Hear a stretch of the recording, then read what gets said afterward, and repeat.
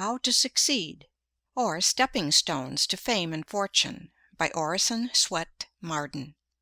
Chapter 1. First, be a man. The great need at this hour is manly men. We want no goody-goody piety, we have too much of it. We want men who will do right, though the heavens fall, who believe in God, and who will confess Him. Rev. W. J. Dawson. All the world cries, "Where is the man who will save us? We want a man." Don't look so far for this man, you have him at hand. This man, it is you, it is I, it is each one of us. How to constitute one's self a man? Nothing harder if one knows not how to will it, nothing easier if one wills it. Alexander Dumas. "I thank God I am a Baptist," said a little short doctor of divinity, as he mounted a step at a convention. "Louder, louder!" shouted a man in the audience. "We can't hear." "Get up higher," said another. "I can't," replied the doctor. "To be a Baptist is as high as one can get." But there is something higher than being a Baptist, and that is being a man. Rousseau says, "According to the order of nature, men being equal, their common vocation is the profession of humanity, and whoever is well educated to discharge the duty of a man cannot be badly prepared to fill any of those offices that have a relation to him. It matters little to me whether my pupil be designed for the army, the pulpit, or the bar. To live is the profession I would teach him. When I have done with him, it is true he will be neither a soldier, a lawyer, nor a divine. Let him first be a man. Fortune may remove him from one rank to another, as she pleases, he will always be found in his place."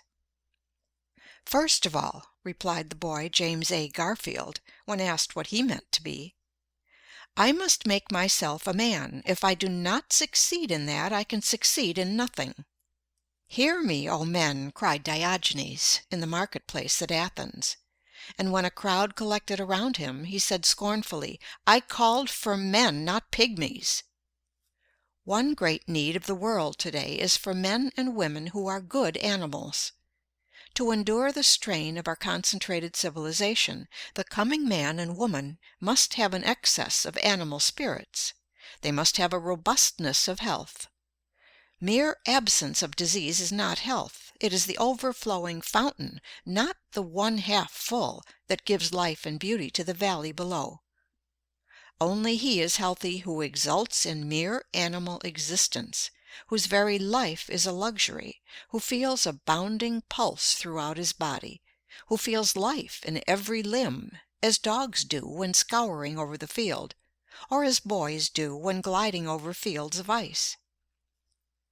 Dispense with the doctor by being temperate, the lawyer by keeping out of debt, the demagogue by voting for honest men, and poverty by being industrious. "Nephew," said Sir Godfrey Kneller, the artist, to a Guinea slave trader, who entered the room where his uncle was talking with Alexander Pope, "you have the honor of seeing the two greatest men in the world." "I don't know how great men you may be," said the Guinea man, as he looked contemptuously upon their diminutive physical proportions, "but I don't like your looks. I have often bought a much better man than either of you, all muscles and bones, for 10 guineas. A man is never so happy as when he suffices to himself, and can walk without crutches or a guide. Said Jean Paul Richter, "I have made as much out of myself as could be made of the stuff, and no man should require more." "The body of an athlete and the soul of a sage," wrote Voltaire to Helvetius. "These are what we require to be happy." Although millions are out of employment in the United States, how difficult it is to find a thorough, reliable, self-dependent, industrious man or woman, young or old, for any position, whether as a domestic servant, an office boy, a teacher, a brakeman, a conductor, an engineer, a clerk, a bookkeeper, or whatever we may want. It is almost impossible to find a really competent person in any department, and oftentimes we have to make many trials before we can get a position fairly well filled. It is a superficial age. Very few prepare for their work.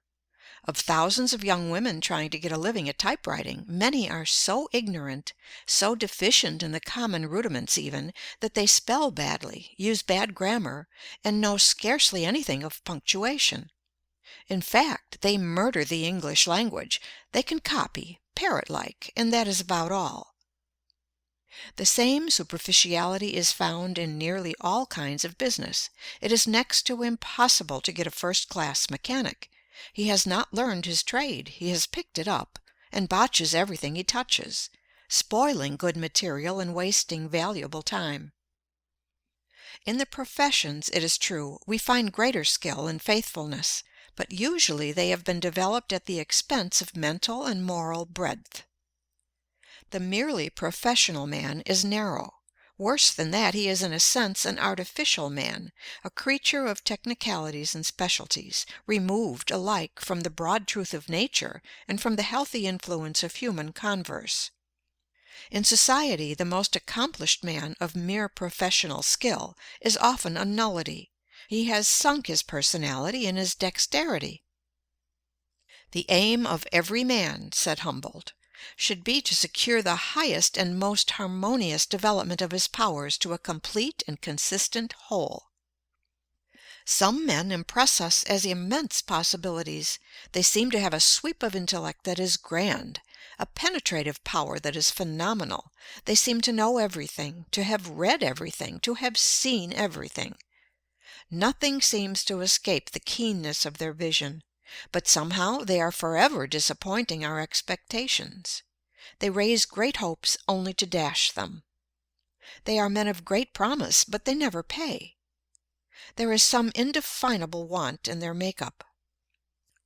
What the world needs is a clergyman who is broader than his pulpit, who does not look upon humanity with a white neckcloth ideal, and who would give the lie to the saying that the human race is divided into three classes: men, women, and ministers.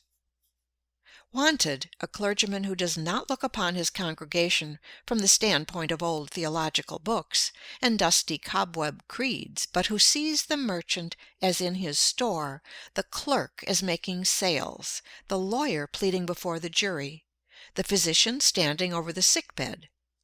In other words, who looks upon the great, throbbing, stirring, pulsing, competing, scheming, ambitious, impulsive, tempted mass of humanity as one of their number, who can live with them, see with their eyes, hear with their ears, and experience their sensations.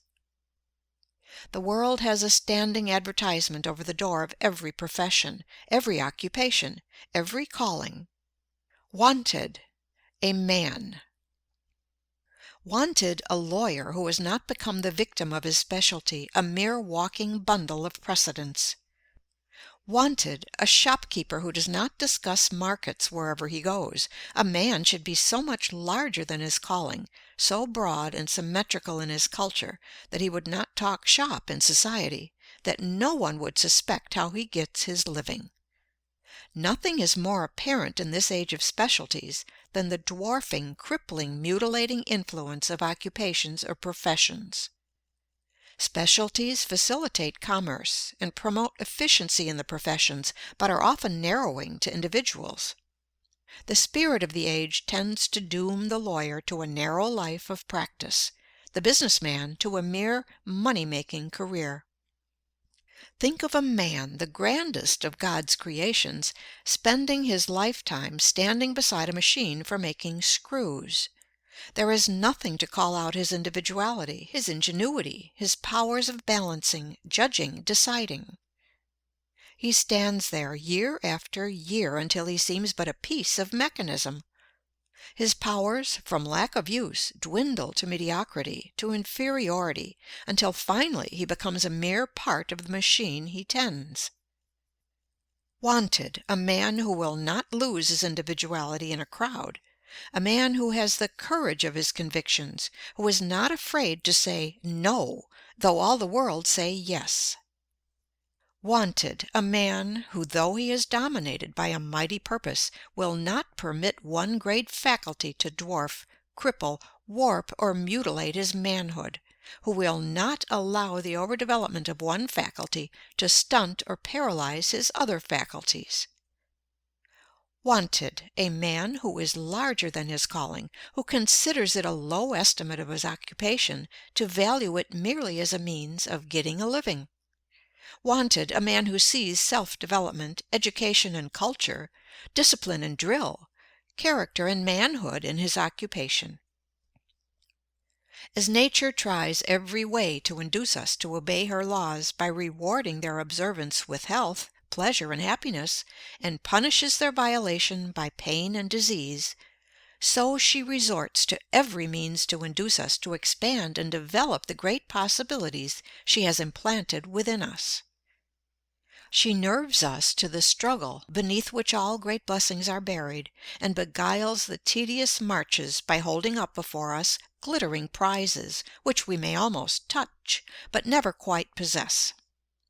She covers up her ends of discipline by trial, of character building through suffering, by throwing a splendor and glamour over the future, lest the hard dry facts of the present dishearten us and she fail in her great purpose. How else could nature call the youth away from all the charms that hang around young life, but by presenting to his imagination pictures of future bliss and greatness, which will haunt his dreams until he resolves to make them real? As a mother teaches her babe to walk by holding up a toy at a distance, not that the child may reach the toy, but that it may develop its muscles and strength, compared with which the toys are mere baubles. So nature goes before us through life, tempting us with higher and higher toys, but ever with one object in view, the development of the man. In every great painting of the masters there is one idea or figure which stands out boldly beyond everything else. Every other idea or figure on the canvas is subordinate to this idea or figure, and finds its real significance not in itself, but, pointing to the central idea, finds its true expression there. So in the vast universe of God every object of creation is but a guide board with an index finger pointing to the central figure of the created universe, man. Nature writes this thought upon every leaf. She thunders it in every creation. It exhales from every flower. It twinkles in every star. Open thy bosom, set thy wishes wide, and let in manhood, let in happiness. Admit the boundless theater of thought from nothing up to God, which makes a man. Young. End of chapter 1.